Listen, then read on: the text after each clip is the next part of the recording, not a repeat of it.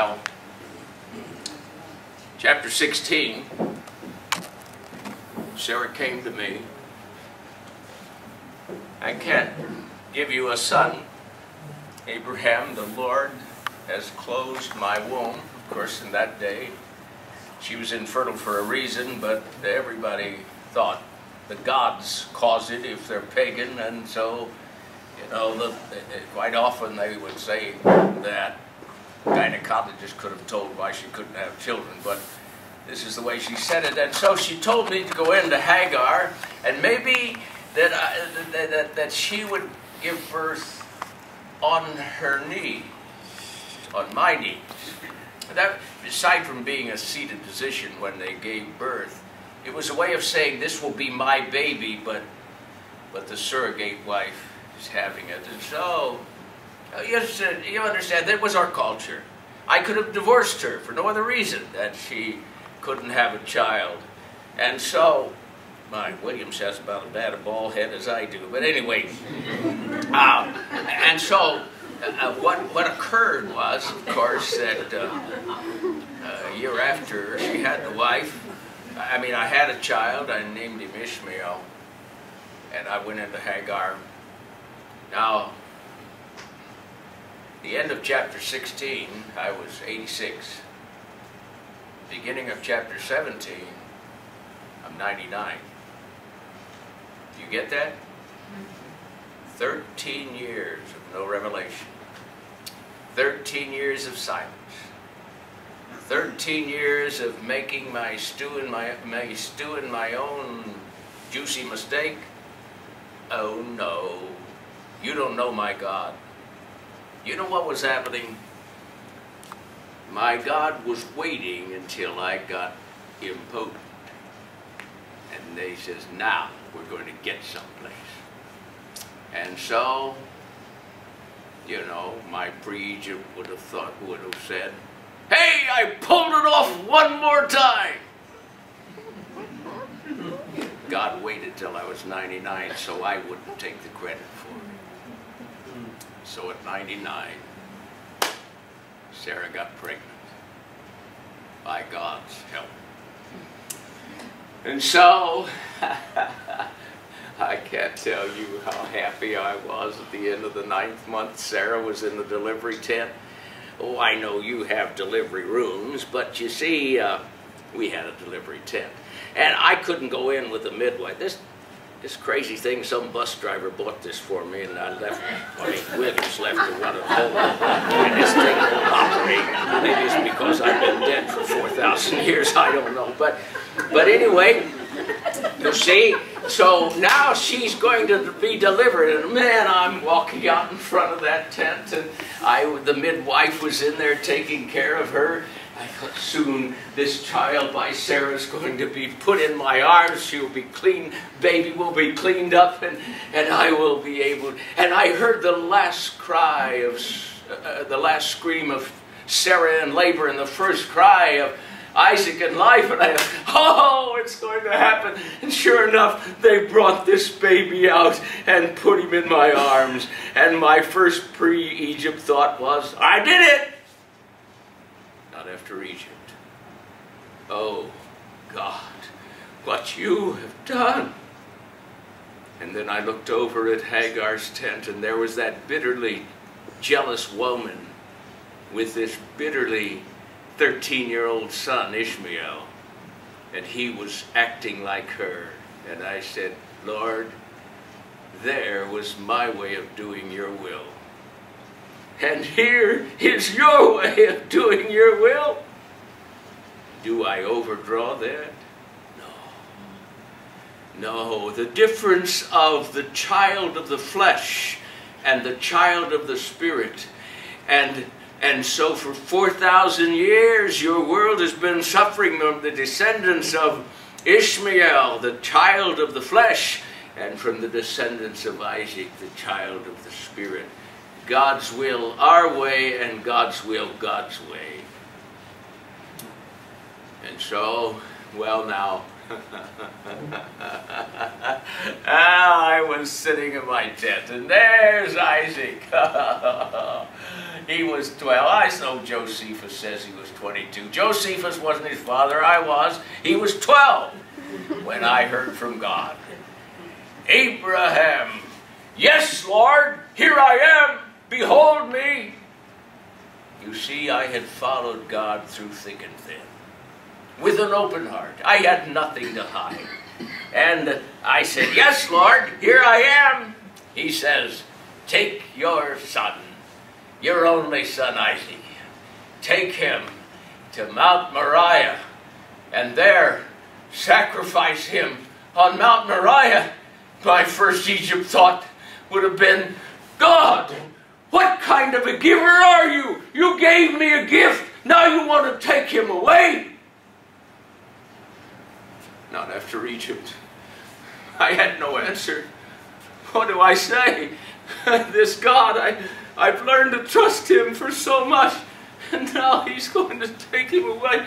I can't say anything. I thought at first, oh, surely this is not a command. This is not an instruction. I'm going to wait. I've got to wait to see. And so, what can I do to stall time? Oh, yes, I'll cut the wood. I could have waited till I got 3 days' journey away to Mount Moriah, but I cut the wood, and I thought I'll get a message. I'll get a change, surely, before morning. But I didn't. So, I had to go. And I loaded the wood on the donkey. I had a servant too, and I had the fire pot, and I had the knife, and I took my son, and we started. We started our 3-day journey, 3 days and 3 nights, with my child dead in my mind. And we're trekking our way, Mount Moriah, and as we crested the hill, I looked up and I saw Mount Moriah. And I said, servant, you stay here, and I and the lad will go, and I and the lad will come back. You say, oh, you knew there would be a ram caught in the thicket? Oh, no. I knew if God could bring this boy out of a dead womb, he can bring him out of the womb of death. I'm going to trust him. And I went up. I offloaded the wood on Isaac. He held his arms out. And then we started up the hill. I knew I was going to get this question. We're walking carefully and slowly. Daddy! Uh-oh, here it comes. My father is Daddy in English. Daddy, yes, my son, my only son whom I love. Daddy, I have the wood. You have the pot of fire and the knife. Where's the sacrifice? A quadruple bypass won't stop it. I said, my son, God will provide. That was an easy way of saying, you're it. You're it. And so we went on. And so we came to the altar, and I offloaded the wood. And then I picked up the rope. Isaac was watching me with big eyes. Silently I walked over and I started tying my only son up with that rope. He said nothing. I could read his expression. Daddy, what are you doing to me? I had to do it. I picked him up. I laid him on the altar. I've got to go through with this God. I laid him there, and I got ready, and I picked up the knife, and I was ready to kill him when I heard, stop! It was an angel up in heaven, couldn't even get down here fast enough, because I was going to kill him. And then he showed me a ram in the thicket. Oh, we sacrificed together. Now, I didn't know that he's asking me to go where pavements would ultimately run red with the blood of innocent animals to atone for the sins of the people. And I didn't know he was asking me to do the same that he was going to do, to put his son there. I didn't know this was all a picture prophecy. But it wasn't just for that. He had to teach me a lesson. You see, he's going to say, do you love me because of what I've done for you? Or do you love me for who I am? And that's a test.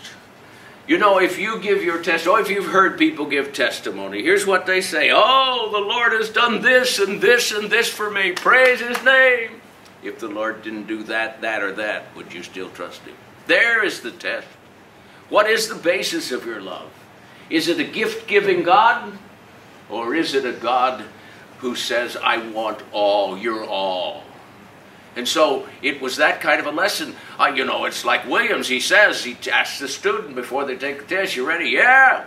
But after the test, not so. What happened? I don't know. You see, sometimes we can't quite divine what we should divine in our mind. And so I learned that God wants to be loved because of who he is, and he wants husbands and wives to love each other because of who they are, and for no other reason. You can express it in other ways, but the genuine love must be for the person. Well, of course, you know what? I just tell you this much about me. You read my biography in the Bible, and there's about 12 chapters of me. Ooh, this bird is supposed to go down, isn't it? About 12 chapters of me, and my grandson Jacob, 14. My great-grandson Joseph, 13. Do you know how many there is of Isaac? 4. That's all, 4. Why not more about him? I'll tell you why. I lived the kind of life... What happened to mine? I lived the kind of life... I walked by my tent, Isaac's tent one day, and I heard him pray, oh God, make me a man like my dad. You see, I lived the kind of life in front of him. He knew it was real. You a father, or you a grandfather or grandmother? Are you living the kind of life you want them to live as you live today? Or, you know, you have to ask yourself that question. And it made a difference. Why, he could talk a couple of angry animals out of an argument. He was so peace-loving. Live like you want to be accounted for when you get to heaven. Be that piece of puzzle in God's grand design. Get outside of your circle. Don't stay inside your circle and praise everything about how is this going to affect me? How is this going to affect his kingdom? Begin to think about that. The difference from serving God because of who he is and because of who we ought to be. And we must improve on it every day. Well, I'll stop there and get this thing off a slit all the time. I've got that kind of head. Now this is too lush. It just pulls off my back, and this is too cheap. I left that one at home. Oh, excuse me, Williams left that at home.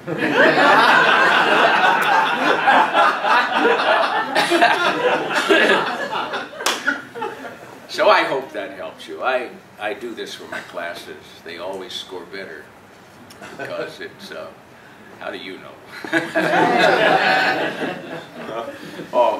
I was role-playing King David, which I do also. And I just was going out of the classroom, the young girl right in the front row, and I said, "Ma, you look like Bathsheba." She said, "Get away from me, get away from me."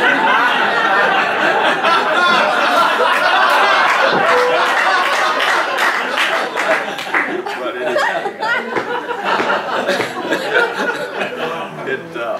it really helps them to grasp the message. And what I try to major is in the depth of lesson that comes from the Old Testament. Sometimes there's a lot of material, but you look for what God was after and in the scaffolding so that the truth could be gleaned from it. And I think somehow, you know, it's a triangle. Here you are, here your wife is, here's the man. And the closer we get to God, the closer we get to each other. And until we do that, our marriage will never come together. Because if we start going this way, it's the wrong way. And that's the Trinity, you know, God the Father, Son, and the Holy Spirit. That's a fulcrum. Your life will, oh my, I'm preaching at you. I'm sorry, this is what I do in my classes. Your life will not have balance if you have more than one fulcrum. It won't work. And so one fulcrum, dead center, God. And then the teeter-totter will work perfectly. Two, 3 fulcrums won't work. We've got to become all God's every day for every reason. And I'm there. It took me a long time. Long after I was ordained. I just had God in that little compartment. You can't get away with that. It's got to be central. So let's do that.